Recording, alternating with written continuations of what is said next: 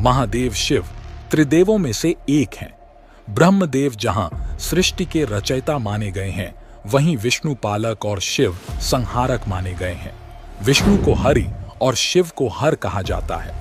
धर्मशास्त्रों में हरि के 24 अवतारों का वर्णन है, उसी प्रकार हर के 19 अवतारों का उल्लेख मिलता है। शिव पुराण में कहा गया है कि भगवान शिव और उनके अवतार बिल्कुल समुद्र और लहरों की तरह हैं। इनका ना कोई आदि है और ना कोई अंत। जब कुछ नहीं था शिव तब भी थे, और जब कुछ नहीं होगा तब भी शिव होंगे। इसलिए शिव जी के अनेकों अवतार हैं, क्योंकि वे अनंत हैं। आज हम आपको शिव महापुराण में बताए गए शिव जी के कुछ अंश अवतारों का उल्लेख करेंगे।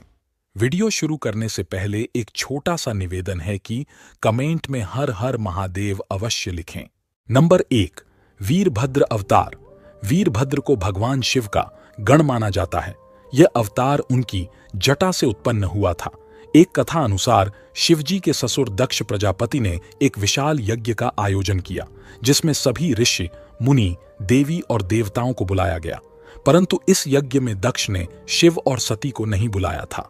माता सती अपने पति महादेव की इच्छा के विरुद्ध अपने पिता दक्ष प्रजापति के द्वारा आयोजित इस यज्ञ में गई थीं। पिता का यज्ञ समझकर सती बिना बुलाए ही पहुंच गईं। किंतु जब उन्होंने वहां जाकर देखा कि न तो उनके पति का भाग यज्ञ के लिए निकाला गया है और न उनका सत्कार किया गया, बल्कि पिता ने उनकी ओर देखा तक नहीं। अपने और अपने पति का घोर अपमान देखकर सती ने यज्ञ के भीतर ही कूदकर आत्मदाह कर दिया। यह देखकर वहां हाहाकार मच गया। भगवान शंकर को जब यह समाचार मिला तो वे क्रोधित हो गए। उन्होंने दक्ष, उसकी सेना और वहां उपस्थित उनके सभी सलाहकारों को दंड देने के लिए अपनी जटा से वीरभद्र नामक एक गण उत्पन्न किया। उत्पन्न होते ही वीरभद्र शिव की आज्ञा से तेजी से यज्ञ स्थल पहुंचे और उन्होंने वहां की भूमि को रक्त से लाल कर दिया और बाद में दक्ष को पकड़कर उसका सिर धड़ से अलग कर दिया। इस घटना का वर्णन स्कंद, शिव और देवी पुराण के बाद देव संहिता में भी मिलता है।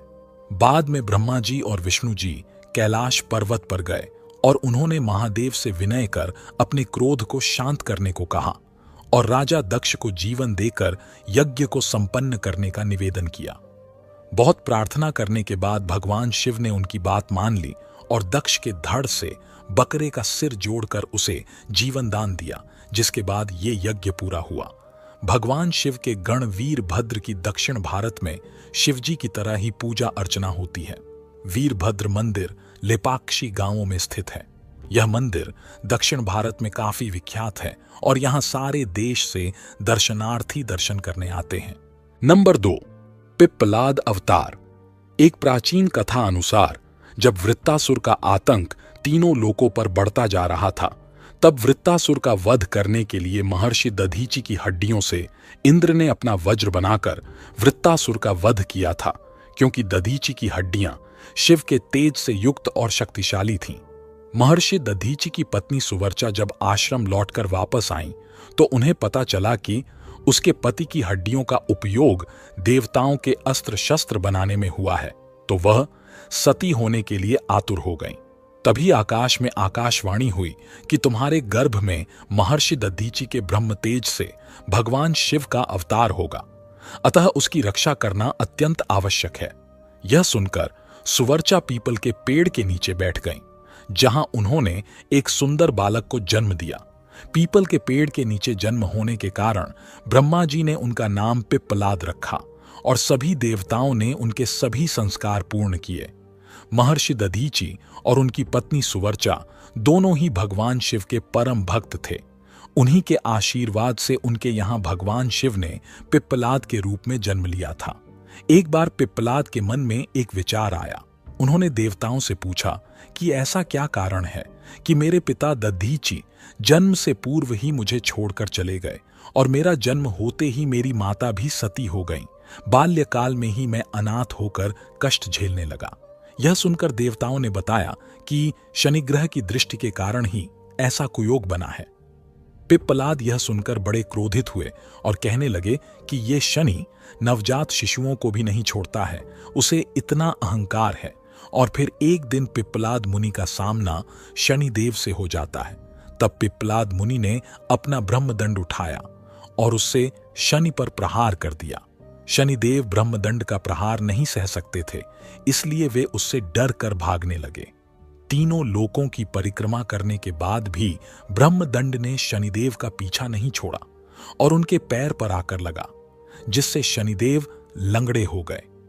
देवताओं ने पिप्पलाद मुनि से शनिदेव को क्षमा करने के लिए विनय किया। देवताओं की प्रार्थना पर पिप्पलाद ने शनि को इस बात पर क्षमा किया कि शनि जन्म से लेकर 16 साल तक की आयु तक किसी को कष्ट नहीं देंगे। तभी से पिप्पलाद का स्मरण करने मात्र से ही शनि की पीड़ा दूर हो जाती है। नंबर 3, नंदी अवतार। शिव पुराण की कथा के अनुसार शिलाद मुनि के ब्रह्मचारी हो जाने के कारण वंश समाप्त होता देख उनके पितरों ने चिंता व्यक्त की। शिलाद मुनि योग और तप आदि में व्यस्त रहने के कारण गृहस्थ आश्रम नहीं अपनाना चाहते थे।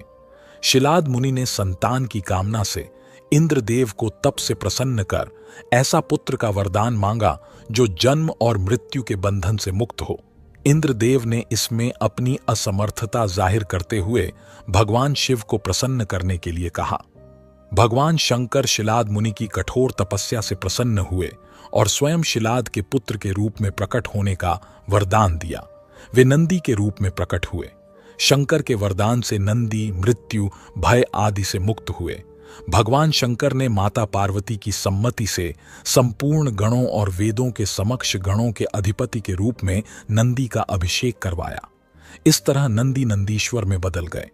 कुछ समय पश्चात नंदी और मरुतों की पुत्री सुयशा का विवाह हुआ। भगवान शंकर ने नंदी को वरदान दिया कि जहां भी नंदी का निवास होगा उसी स्थान पर शिव भी निवास करेंगे। यही कारण है कि हर शिव मंदिर में नंदी की स्थापना की जाती है। नंदी के नेत्र सदैव अपने इष्ट का स्मरण करते हैं। माना जाता है कि नंदी के नेत्रों से ही शिव की छवि मन में बसती है। नंदी के नेत्रों का अर्थ है कि यदि भक्ति के साथ मनुष्य में क्रोध, अहम आदि दुर्गुणों को पराजित करने का सामर्थ्य ना हो तो भक्ति का लक्ष्य कभी प्राप्त नहीं होता है। नंदी पवित्रता, विवेक, बुद्धि और ज्ञान के प्रतीक माने जाते हैं। उनके जीवन का हर क्षण भगवान शिव को समर्पित है। नंबर 4, भैरव अवतार।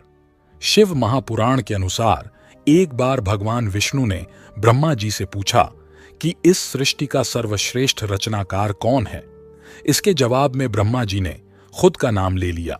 इस दौरान ब्रह्मा जी की वाणी अहंकार युक्त थी, जिससे विष्णु जी क्रोधित हो गए। तब वे दोनों अपने प्रश्न का उत्तर जानने के लिए चारों वेदों के पास गए। सभी वेदों ने उनको बताया कि भगवान शिव ही सृष्टि के सर्वश्रेष्ठ रचनाकार हैं। चारों वेदों के उत्तर सुनकर ब्रह्मा और विष्णु जी जोर जोर से हंसने लगे। इस दौरान ब्रह्मा जी का अहंकार और बढ़ गया। तभी वहां भगवान शिव दिव्य ज्योति स्वरूप में प्रकट हुए। भगवान शिव को देखकर ब्रह्मा जी अत्यंत क्रोधित हो उठे। उनका 5वां सिर क्रोध से तप रहा था। तब भगवान शिव काल स्वरूप में प्रकट हुए, जो काल भैरव के नाम से प्रसिद्ध हुए। काल भैरव ने ब्रह्मा जी के 5वें सिर को धड़ से अलग कर दिया। ब्रह्म हत्या से मुक्ति के लिए भगवान शिव ने भैरव को सभी तीर्थों के दर्शन करने को कहा। तब काल भैरव ने अपने एक हाथ में ब्रह्मा जी का कटा हुआ सिर लेकर बारी बारी से सभी तीर्थ स्थलों के दर्शन किए और सभी नदियों में स्नान किया। फिर भी उनको ब्रह्म हत्या के पाप से मुक्ति नहीं मिली। अंत में वे काशी पहुंचे। वहां जाते ही उनको ब्रह्म हत्या के पाप से मुक्ति मिल गई। उनके हाथ से ब्रह्मा जी का 5वां सिर जमीन पर गिर पड़ा। उस जगह को कपाल मोचन तीर्थ कहा जाता है। इसके बाद से काल भैरव काशी में ही सदा के लिए बस गए। ऐसी मान्यता है कि तब से काल भैरव काशी में ही स्थायी रूप से निवास करते हैं। नंबर 5, अश्वत्थामा। अश्वत्थामा काल, क्रोध, यम व भगवान शिव के अंशावतार थे। द्रोणाचार्य ने भगवान शिव को पुत्र रूप में पाने के लिए घोर तपस्या की थी। उनकी तपस्या से प्रसन्न होकर भगवान शिव ने उन्हें वरदान दिया था कि वे उनके पुत्र के रूप में अवतरित होंगे।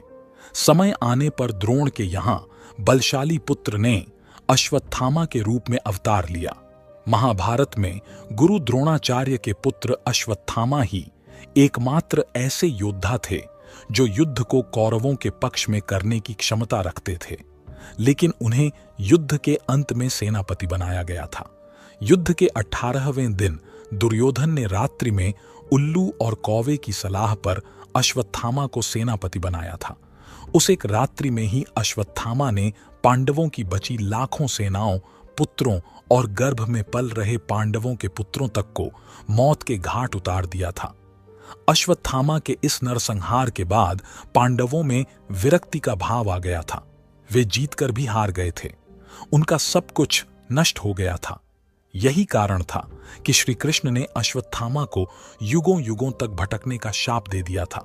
ऐसी मान्यता है कि अश्वत्थामा अमर हैं तथा वह आज भी धरती पर ही निवास करते हैं। नंबर 6, शर्भावतार। भगवान शिव का छठा अवतार है शर्भावतार। शर्भावतार में भगवान शिव का स्वरूप आधा मृग तथा आधा शर्भ पक्षी का था। शर्भ पक्षी पुराणों में वर्णित 8 पैरों वाला जंतु था जो शेर से भी अधिक शक्तिशाली था। लिंग पुराण में शिव के शर्भावतार की कथा वर्णित है। कथा के अनुसार हिरण्यकश्यप का वध करने के लिए भगवान विष्णु ने नरसिंह अवतार लिया था। हिरण्यकश्यप के वध के पश्चात भी जब भगवान नरसिंह का क्रोध शांत नहीं हुआ तो देवता शिव जी के पास पहुंचे। तब भगवान शिव ने शर्भावतार लिया और वे इसी रूप में भगवान नरसिंह के पास पहुंचे तथा उनकी स्तुति की। तब कहीं जाकर भगवान नरसिंह की क्रोधाग्नि शांत हुई। नंबर 7, गृहपति अवतार। भगवान शिव का 7वां अवतार है गृहपति। एक कथा अनुसार नर्मदा के तट पर धर्मपुर नामक नगर में विश्वानर नाम के एक मुनि तथा उनकी पत्नी शुचिष्मति रहती थीं। शुचिष्मति ने बहुत काल तक निसंतान रहने पर एक दिन अपने पति से शिव के समान पुत्र प्राप्ति की इच्छा की। मुनि विश्वनार ने काशी जाकर भगवान शिव के वीरेश लिंग की आराधना की। एक दिन मुनि को वीरेश लिंग के मध्य एक बालक दिखाई दिया। मुनि ने बाल रूपधारी शिव की पूजा की। उनकी पूजा से प्रसन्न होकर भगवान शिव ने शुचिष्मति के गर्भ से अवतार लेने का वरदान दिया। कालांतर में शुचिष्मति गर्भवती हुई और भगवान शिव शुचिष्मति के गर्भ से पुत्र रूप में प्रकट हुए। गृहपति संस्कृत शब्द गृह से बना है जिसका अर्थ है घर और पति का अर्थ है स्वामी। गृहपति अवतार भगवान शिव को दिव्य गृहस्थ के रूप में संदर्भित करता है। यह अवतार शिव को एक ऐसी भूमिका में चित्रित करता है जो सृजन, भरण पोषण और पारिवारिक जीवन की जटिल गतिशीलता के साथ उनके संबंधों को उजागर करता है।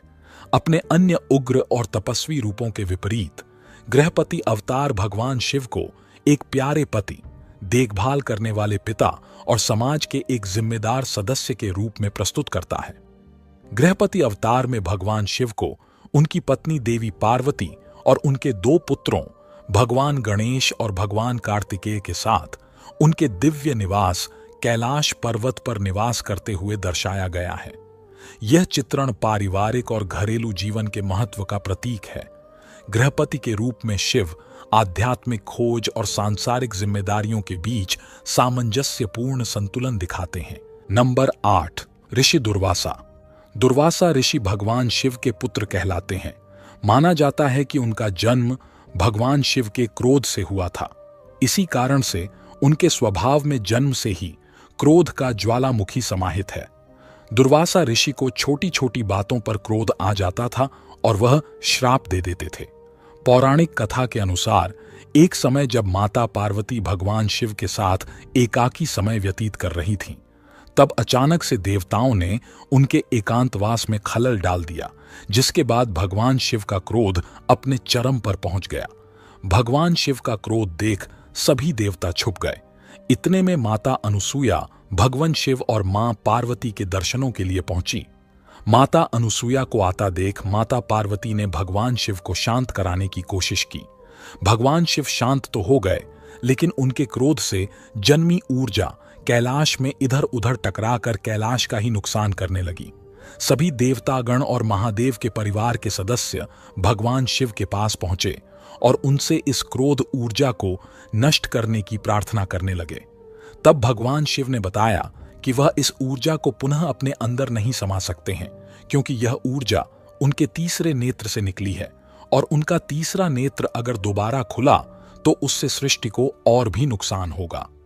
महादेव की बात सुन माता अनुसूया ने भगवान शिव से आज्ञा मांगी कि वह अपने तपोबल से उनकी इस क्रोध ऊर्जा को अपने भीतर धारण कर सकती हैं।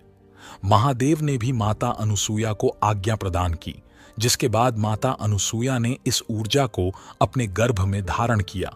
चूंकि माता अनुसूया ने क्रोध ऊर्जा को गर्भ में धारण किया था, इसी कारण से महादेव के क्रोध से ऋषि दुर्वासा का जन्म हुआ और क्रोधाग्नि से प्रकट होने के कारण उनके स्वभाव में अत्यंत क्रोध समाहित हो गया। नंबर 9, हनुमान अवतार।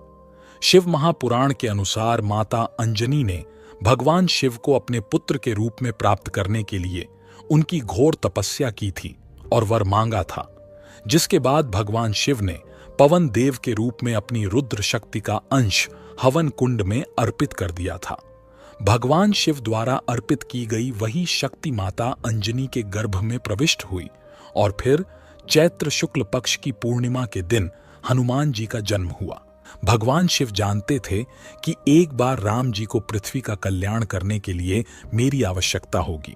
शिव को यह भी पता था कि कलयुग में ना मैं नजर आऊंगा और ना ही राम, तब कोई अवतार भी धरती पर नहीं होगा। इसलिए शिव ने अपने एक शक्तिशाली रूप को जन्म दिया जो कलयुग में भी अजर अमर रहेगा। नंबर 10, वृषभ अवतार। समुद्र मंथन में हारने के बाद असुर जब पाताल की तरफ भागने लगे तो भगवान विष्णु भी उनके पीछे चले गए और उन्होंने सभी असुरों को मार डाला। विष्णु जी जब वापस जाने लगे तो उन्होंने देखा कि 5 सुंदर स्त्रियां उनकी तपस्या कर रही हैं। वे पांचों माता लक्ष्मी की बहनें थीं जो उनके भाग्य से ईर्ष्या करती थीं। भगवान विष्णु ने वर मांगने को कहा तो उन्होंने कहा कि वे देवी लक्ष्मी और बैकुंठ को त्याग दें और ना ही वे खुद को भी पहचानें और सदा पाताल में उनके साथ निवास करें। भगवान विष्णु ने तथास्तु कह दिया, जिससे वे खुद को भी भूल गए। पाताल में रहते समय उन्होंने उन स्त्रियों से कई पुत्र उत्पन्न किए। भगवान विष्णु के इन्हीं पुत्रों ने पाताल से स्वर्ग तक उत्पात मचाया और इनसे दुखी होकर सभी देवों के देव महादेव के पास गए। भगवान शिव ने भगवान विष्णु को पाताल से लाने और उनके पुत्रों को मारने के लिए एक बहुत बड़े नील रंग के वृषभ अर्थात नीले रंग के बैल का रूप लिया और पाताल में जाकर उनका संहार किया। अपने पुत्रों को मृत्यु के घाट उतरता देखकर उन स्त्रियों ने भगवान विष्णु को ये बात बताई तो उन्होंने वृषभ रूपी भगवान शिव से युद्ध किया। उसी समय भगवान गणेश वहां प्रकट हुए और उन्होंने इस युद्ध को रोकने के लिए उन स्त्रियों को अपना वरदान वापस लेने को कहा। उनके वरदान वापस लेते ही भगवान विष्णु को सब स्मरण हो गया। नंबर 11, यतिनाथ अवतार। धार्मिक शास्त्रों के मुताबिक भगवान शिव ने अतिथि के महत्व को समझाने के लिए यतिनाथ का अवतार लिया था। ऐसा कहा जाता है कि एक बार भगवान शिव अर्बुदाचल पर्वत के पास रहने वाले शिव भक्त आहुक और आहुका के घर यतिनाथ के रूप में पहुंचे थे। आहुक के घर में पर्याप्त जगह न होने के कारण आहुक ने अतिथि को अंदर सुला दिया, जबकि खुद आहुक ने घर के बाहर रात बिताने का फैसला लिया। लेकिन रात में वन्य जीवों ने उसे मार दिया। आहुका इतना आहत हुई कि वह मुखाग्नि में बैठ गई। तब यतिनाथ भगवान ने दर्शन दिए और वरदान दिया कि वे अगले जन्म में भी पति पत्नी ही रहेंगे। नंबर 12, कृष्ण दर्शन अवतार। एक समय की बात है, महाराज नभग श्राद्ध देव मनु के पुत्र थे। ये बड़े विद्वान और जितेंद्रिय थे। इन्हीं महाराज नभग को सनातन ब्रह्म तत्व का ज्ञान देने के लिए भगवान शिव ने कृष्ण दर्शन नामक अवतार लिया। शिव पुराण में वर्णित कथा के अनुसार नभग जब विद्याध्ययन करते हुए गुरुकुल में निवास कर रहे थे, तब उनके भाइयों ने उन्हें नैष्ठिक ब्रह्मचारी मानकर उनको पैतृक संपत्ति में भाग न देकर समस्त संपत्ति आपस में बांट ली और अपना अपना भाग लेकर वे उत्तम रीति से राज्य करने लगे।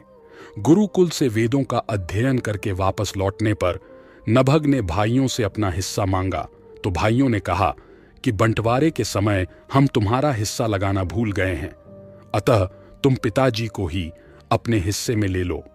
नभग ने हिस्से के विषय में भाइयों द्वारा कही बात पिता से कही तो श्राद्ध देव मनु ने कहा बेटा, भाइयों ने तुम्हें यह बात ठगने के लिए कही है। मैं तुम्हारे लिए भोग साधक उत्तम दाएं नहीं बन सकता, तथापि मैं तुम्हारी जीविका का एक उपाय बताता हूं, ध्यान से सुनो। इस समय नदी किनारे कुछ ब्राह्मण एक बहुत बड़ा यज्ञ कर रहे हैं। उस कर्म में प्रत्येक छठे दिन का कार्य वे ठीक ठीक नहीं समझ पाते, उसमें उनसे भूल हो जाती है।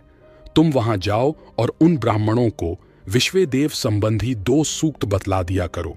इससे वह यज्ञ शुद्ध रूप से संपादित होगा।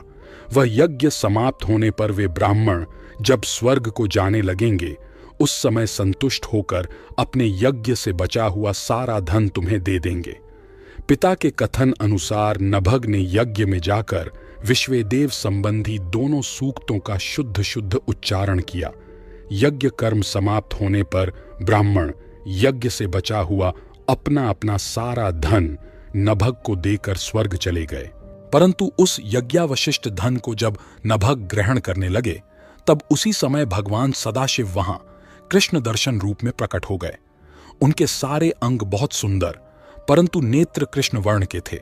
उन्होंने नभग से पूछा, तुम कौन हो? इस धन को क्यों ले रहे हो? यह तो मेरी संपत्ति है। नभग ने कहा, यह तो यज्ञ से बचा हुआ धन है। इसे ऋषिगण मुझे देकर स्वर्ग चले गए हैं। इसे लेने से आप मुझे क्यों रोक रहे हैं? इस पर कृष्ण दर्शन ने कहा, हे मित्र, हम दोनों के इस झगड़े में अब तुम्हारे पिता ही निर्णायक होंगे। वे जैसा कहें वैसा ही करना चाहिए। नभग ने कृष्ण दर्शन की बात अपने पिता से कही। इस पर श्राद्ध देव मनु ने भगवान सदाशिव के चरण कमलों का ध्यान किया और पुत्र नभग को समझाते हुए कहा, वे पुरुष जो तुम्हें धन लेने से रोक रहे हैं, वे कोई और नहीं बल्कि स्वयं भगवान सदाशिव ही हैं। वैसे तो संसार की समस्त संपत्ति उन्हीं परमात्मा की है, परंतु यज्ञावशिष्ट धन पर उनका विशेष अधिकार है। अतः तुम्हें उनके पास जाकर अपने द्वारा हुए अपराध के लिए उनसे क्षमा मांगनी चाहिए। पिता की बात सुनकर नभग कृष्ण दर्शन भगवान शिव के पास वापस आए और उनसे अनजाने में हुए अपराध के लिए क्षमा मांगी। उनके चरणों में मस्तक रखकर प्रणाम किया तथा सुंदर स्तुतियों से उनका स्तवन किया। लीलाधारी भगवान ने प्रसन्न होकर नभग पर कृपा दृष्टि डाली और मुस्कुराते हुए कहा, तुम्हारे पिता ने धर्म अनुकूल निर्णय दिया है और तुमने भी साधु स्वभाव के कारण सत्य ही कहा है। अतः मैं तुम पर बहुत प्रसन्न हूं। यह सारा धन मैं तुम्हें देता हूं, साथ ही तुम्हें सनातन ब्रह्म तत्व का ज्ञान भी प्रदान करता हूं। तुम इस लोक में निर्विकार रहकर सुख भोगो। अंत में तुम्हें मेरी कृपा से सद्गति प्राप्त होगी। ऐसा कहकर भगवान शिव अंतर्धान हो गए। नंबर 13, अवधूत अवतार। भगवान शिव ने अवधूत अवतार लेकर इंद्र के अहंकार को चूर किया था। एक समय बृहस्पति और अन्य देवताओं को साथ लेकर इंद्र शिव जी के दर्शनों के लिए कैलाश पर्वत पर गए। इंद्र की परीक्षा लेने के लिए शिव जी ने अवधूत रूप धारण कर उनका मार्ग रोक लिया। इंद्र ने उस पुरुष से अवज्ञापूर्वक बार बार उसका परिचय पूछा, तो भी वह मौन रहा। इस पर क्रोधित होकर इंद्र ने ज्यों ही अवधूत पर प्रहार करने के लिए वज्र छोड़ना चाहा, वैसे ही उनका हाथ स्तंभित हो गया। यह देखकर बृहस्पति ने शिवजी को पहचान कर अवधूत की बहुविधि स्तुति की, जिससे प्रसन्न होकर शिवजी ने इंद्र को क्षमा कर दिया। नंबर 14, भिक्षुवर्य अवतार। धर्म ग्रंथों के अनुसार महाभारत के बाद सभी देवता अपने अपने धाम चले गए और इसके बाद पृथ्वी लोक पर कलयुग का प्रारंभ हो चुका था। कलयुग के प्रारंभ होने के बाद देवता बस विग्रह रूप में ही रह गए। अब कलयुग होने की वजह से धर्म और अधर्म के बीच ज्यादा भेद नहीं था। अब सारे लोग धन संपत्ति के लालच में एक दूसरे के राज्य पर हमले कर रहे थे और उनकी संपत्ति छीन रहे थे। विदर्भ के राजा सत्यरथ के साथ भी कुछ ऐसा ही हुआ। शत्रु राज्य ने उनके राज्य पर हमला कर दिया और राजा सत्यरथ को मार डाला। उसकी गर्भवती पत्नी ने शत्रुओं से छिपकर अपने प्राण बचाए, क्योंकि उनके गर्भ में एक बालक था। अगर उनके प्राण चले जाते तो उस बालक की भी मृत्यु हो जाती। राजा सत्यरथ की पत्नी छुपने हेतु एक जंगल में चली गई। जंगल में उनके गर्भ से एक सुंदर पुत्र का जन्म हुआ। जंगल के पास एक सरोवर था। रानी को प्यास लगी थी तो वे अपने पुत्र को हाथ में लेकर सरोवर की ओर जाने लगी। रानी ने सरोवर के एक किनारे पुत्र को रखा और वे जल पीने के लिए सरोवर में चली गईं। लेकिन सरोवर में जाते ही घड़ियाल ने रानी को अपना आहार बना लिया। कुछ समय बीतने पर वो बालक भूख प्यास से तड़पने लगा। भगवान शिव अपनी दिव्य दृष्टि से यह सब देख रहे थे। भगवान शिव से उस बालक की पीड़ा देखी नहीं गई और उन्होंने उस बालक की सहायता करने का निर्णय किया। महादेव की प्रेरणा से एक भिखारिन वहां पहुंची। तब भगवान शिव ने एक भिक्षुक का रूप धारण किया और उस भिखारिन को बालक का परिचय दिया और यह भी कहा कि यह बालक विदर्भ नरेश सत्यरथ का पुत्र है और उसके पालन पोषण का निर्देश दिया। भिखारिन ने बालक का पालन पोषण करने का वचन दिया। भिखारिन को कार्य निर्वहन करता देख भगवान शिव अपने असली रूप में आ गए और उस भिखारिन को अपने वास्तविक रूप के दर्शन दिए। भिखारिन ने शिवजी के आदेश अनुसार उस बालक का पालन पोषण किया। बड़े होकर उस बालक ने भगवान शिव की कृपा से अपने दुश्मनों को हराकर पुनः अपना राज्य प्राप्त किया। नंबर 15, सुरेश्वर अवतार। एक कथा अनुसार व्याघ्रपाद नामक एक महान ऋषि थे। उनके 2 पुत्र थे। एक का नाम था उपमन्यु और दूसरे का नाम था धौम्य। एक बार वे दोनों खेलते खेलते एक आश्रम में जा पहुंचे। वहां उन्होंने देखा कि एक गाय अपने बछड़े को दूध पिला रही थी। अपने घर जाकर उपमन्यु ने अपनी माता से दूध भात खिलाने की इच्छा व्यक्त की। माता यह सुन पानी में आटा मिलाकर दोनों को लाकर दे देती है। यह देख उपमन्यु ने अपनी माता से कहा कि माता, ये दूध नहीं है। तो माता बोली कि हे पुत्र, हमारे घर में हमारा पेट भरने जितना भी अनाज उपलब्ध नहीं है और हमारी गाय जंगल के फल फूल खाती है। हम अपनी गाय को अनाज खिला सकें उतना धन हमारे पास नहीं है। हमारी स्थिति अब शिवजी ही संभालें। माता की सारी बातें सुन उपमन्यु ने महादेव की तपस्या करने का निर्णय लिया।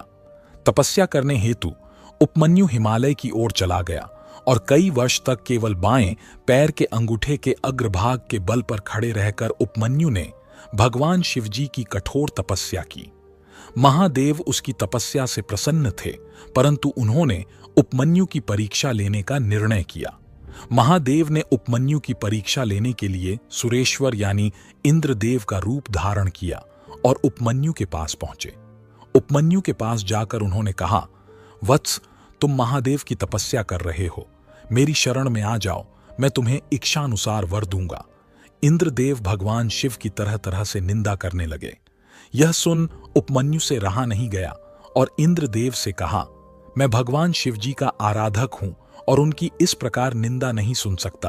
भगवान शिवजी की निंदा सुनते ही मेरा यह जन्म दूषित हो गया है और अब मैं इस शरीर के साथ महादेव की तपस्या नहीं कर सकता, इसलिए मैं अपना यह जीवन यहीं समाप्त करता हूं। इतना कहकर उपमन्यु अपने प्राण त्यागने के लिए आगे बढ़ा।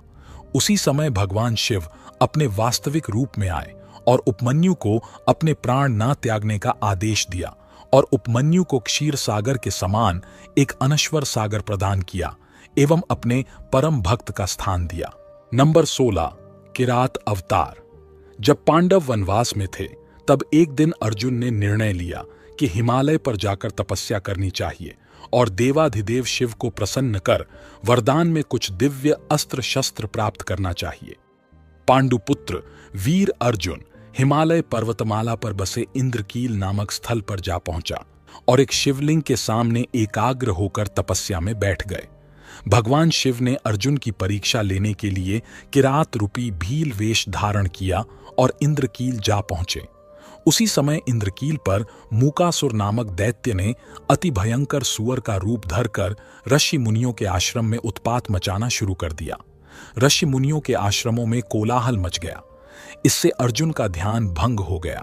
विकराल सुअर को उत्पात मचाते देखकर उसने धनुष पर बाण चढ़ाया और चला दिया, लेकिन सुअर के शरीर में 2 तीर एक साथ आ घुसे।